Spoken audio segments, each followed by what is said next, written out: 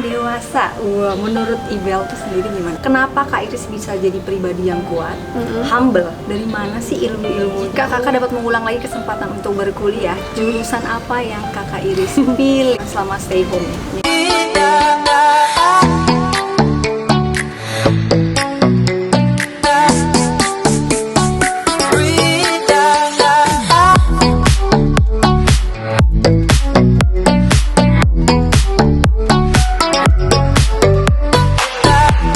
Lanjut lagi pertanyaan dari Aisyah Raisya _7. Apakah Kak Iris pernah dibully dan bagaimana tanggapan kakak dan cara menghadapinya? Wow, ini bener-bener mungkin ya.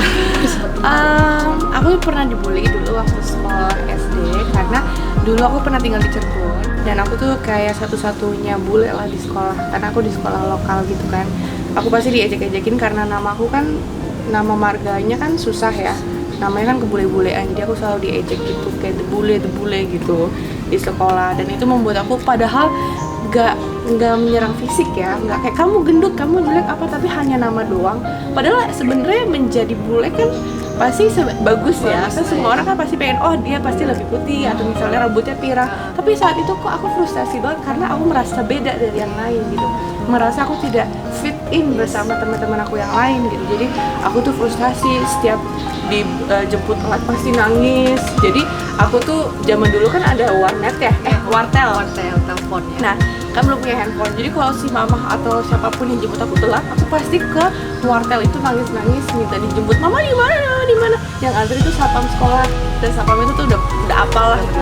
Nah, begitu aku stresnya sampai waktu itu akhirnya orang tua memutuskan aku untuk pindah ke Bali. Nah, sekolah lah di internasional. Baru aku enak tuh, nyaman di situ karena kan sesama Indo gitu. Jadi accepted lah gitu. Nah, gimana ya? Dibully tuh nggak enak banget gitu, dan itu tuh membuat kita tuh sebagai anak tuh kayak rasa tertekan, terus belajar juga pasti kita nggak bisa fokus gitu. Jadi kalau bisa kita harus benar-benar stop bullying, dan itu tuh stop dimulainya tuh dari rumah tangga. Sebagai orang tua kita harus bisa mengajarkan anak kita untuk harus selalu berbagi hal-hal yang positif, termasuk dengan omongan gitu. Sebenarnya sama juga ya, kurang lebih mungkin semua orang juga pernah merasakan juga sama sih sebenarnya. Kamu kenapa waktu itu? Iya sama, aku juga dulu kan jadi cerita sih. Jadi iya, aku juga sama gitu, aku dibully gitu. Maksudnya Ya bullynya gimana? Dibulinya ya kayak mungkin banyak sih dikata-katain gitu, kayak aneh gitu. Emang ya aneh nggak sih aku? Tapi kalau sekarang udah berubah. Jadi memang gak enak banget kan? Enak banget. Terus kamu gimana waktu itu? Ya aku pendem sih kayak gitu. Aku pendem sendiri, tapi sebenarnya kalau dipendem itu kan akan mempengaruhi ke masa depan kita saat kita dewasa kan? Aku merasa seperti itu. Tapi dengan adanya sekarang aku udah sering baca buku, jadi aku udah tahu motivasi diri gitu ya. Jadi kayak oh ternyata apa yang gue lakukan selama itu gue salah, jadi gue harus seperti ini. Tapi bagusnya adalah pada saat nanti gue punya anak, gue akan bisa tahu cara mengarahkan anak gue seperti apa kayak gitu. Luar biasa ya Bu. Nah ini dari Ibel 8, tanda seorang dewasa. Menurut Ibel itu sendiri gimana? Yang pasti sih nggak egois ya, terus banyak bisa bersabar, terus ikhlas, terus apa ya, dewasa itu aku nggak bingung juga. Emang karena aku ngejawab itu kayak aku sok dewasa. Tapi yang penting sih masih belajar ya. Kita juga kan namanya bertambahnya umur juga kita kan makin dewasa, jadi banyak hal yang belum kita pelajarin juga sebenarnya. Tapi kalau yang paling pertama sih aku pelajarin untuk tidak egois gitu, memendam ego itu nomor satu untuk kita bisa sedikit bertindak lebih dewasa ya gitu. Tapi aku pun masih belajar lah, aku juga masih belum tergolong senior juga gitu. Pokoknya intinya menahan amarah juga amarah, ya. Iya, betul. Kamu benar banget tuh ya. Oke. Pertanyaan selanjutnya dari Yoit Sanian. Kenapa Kak Iris bisa jadi pribadi yang kuat, humble? Dari mana sih ilmu-ilmunya? Wow, pertanyaan ini tuh bener-bener top. Mungkin salah satu influencer besar aku adalah ibu aku sendiri. Mama itu memang orang yang sangat positif ya. Dia mengajarkan aku tuh selalu ya be humble, terus tetap berbaik hati, berbicara yang baik gitu. Itu aku belajar selama aku bertumbuh besar sih gitu. Terus ya banyak yang terjadi dalam hidup juga sih, kayak misalnya ya broken home, terus ya dibully, terus misalnya ya harus jadi tulang punggung keluarga saat aku di usia muda, terus menikah muda, mendapatkan cobaannya. Itu semua membuat aku menjadi diri aku sekarang, yang alhamdulillah kalau misalnya orang bisa memuji aku, bilang aku humble, ya aku seneng banget. Tapi ya aku terus belajar setiap hari.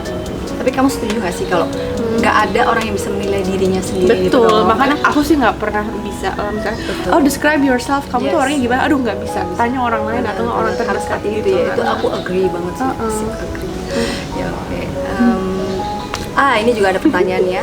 Ya, Suami lagi ngintip. ini dari Aisyah Rasya 7 ya. Jika kakak dapat mengulang lagi kesempatan untuk berkuliah, jurusan apa yang kakak Iris pilih? Wah. Aku sih dulu tuh pengen banget jadi psikolog ya. Suka banget aja kayak belajar tentang karakter orang yang berbeda-beda gitu. Itu sih yang aku pengenin dulu. Dan kalau misalnya punya kesempatan lagi sih aku pengen ngambil jurusan itu. Oke, psikolog ya. Mungkin untuk biar bisa membaca, bisa memahami orang Iya, ya. betul. Ya. Nah ini pertanyaan terakhir dari Ice World 17 makan selama stay home ini kan kemarin. Oh iya, Ini penting. banyak banget hal positif yang aku dapetin selama aku di rumah aja selama lockdown ini. Alhamdulillah kan karena kehamilan yang kedua aku ini, belajar dari yang sebelumnya kan jadi pengen lebih banyak istirahat. Alhamdulillah dengan lockdown ini kan jadinya banyak di rumah, banyak istirahat. Terus banyak melakukan hal-hal yang positif, kayak misalnya bisa olahraga ringan di rumah, belajar masak, terus belajar banyak hobi-hobi baru lah, yang kayak misalnya kemarin dikasih hadiah piano, akhirnya sekarang bisa belajar main piano, terus kayak melukis, terus bercocok tanam, terus ngevlog, banyak waktu untuk itu gitu. Terus banyak hal lain lah yang bisa kita lakuin, banyak banget. Jadi kita tuh harus bisa merubah cara kita melihat dan berpikir selama lockdown ini ya. Jadi kita harus bisa memakai kacamata kuda, nggak usah ngeliat yang negatif, fokus di yang positif, karena itu juga akan mengubah apa yang kita dapatkan di keesokan harinya kalau kita benar-benar positif kan. Karena kalau kita negatif, kita akan menjadi magnet untuk hal-hal negatif lainnya yang akan terjadi esok harinya gitu kan. Jadi harus tetap stay positif selama lockdown ini, karena insya Allah setiap ujian, setiap musibah pasti akan berlalu kan. Jadi kita benar-benar harus bisa bersabar.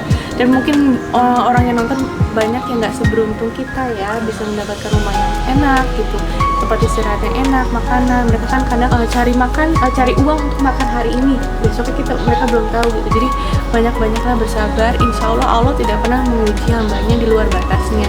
Jadi banyaklah berikhtiar, berdoa, dan tetap berusaha dengan hal-hal yang positif.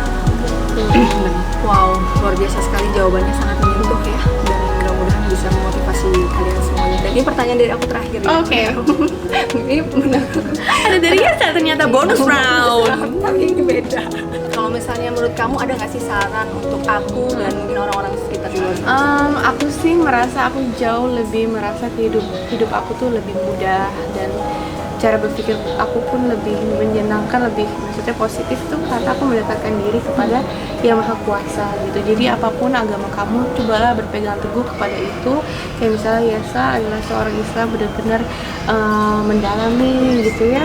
Karena dengan begitu kita dengan beribadah itu merasa tenang. Dengan tenang kita bisa berpikir dengan jernih gitu. Apapun keputusan yang mau kita ambil, terus kayak impian-impian kita juga kita jauh lebih semangat karena kita punya tujuan. Karena kita di sini kan dilahirkan itu sebagai hamba Allah gitu kan. Kita tuh di dunia ini tuh kita hanya diuji kehidupan yang sementara, yang kekal adalah di akhirat nanti. Jadi kita tuh harus bisa memanfaatkan setiap hari kita tuh dengan meraih pahala apapun yang kita lakuin. Ya, alhamdulillah dengan Yasa melakukan vlog ini kan kita bisa memberi manfaat. Kita menyanyi, membuat lagu yang memotivasi, apapun itu pokoknya yang penting dekatkanlah diri dan teruslah berhijrah gitu ya setiap hari. Karena mempertahankan iman itu kan susah ya. Mungkin mendapatkan hari ini tapi mempertahankannya besok nggak semudah yang kita dapatkan hari ini. Jadi harus terus berdoa dan berikhtiar. Saya terenyuh.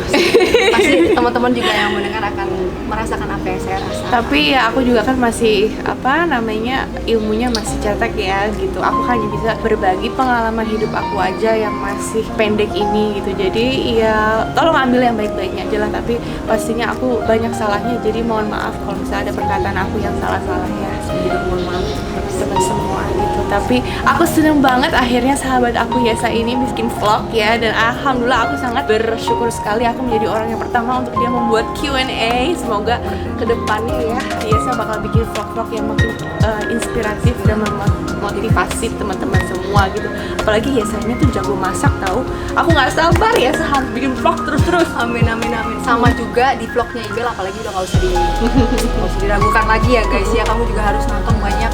Oh iya, dan aku juga sama Yesa mau bikin tajil untuk buka puasa Iya, di sahabat Ais lagi di Ais TV. Jadi untuk kalian semua mungkin vlog ini tayang duluan atau vlog aku tayang duluan. Jadi kalian harus cek Ais TV karena kita di situ ada bikin tajil kan.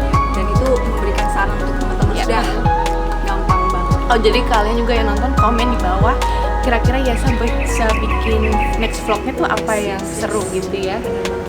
Kasih ide untuk Yesa ini. Dan jangan lupa subscribe karena Yesa ini newbie banget di YouTube. YouTube-nya dia tuh masih fresh out of the oven. Jadi tolong support guys. Dan share ke teman-teman kalian untuk ikut subscribe juga. Terima kasih banget Irisbel atas waktunya. Sama-sama. Memberikan inspirasi buat kita semuanya. Assalamualaikum.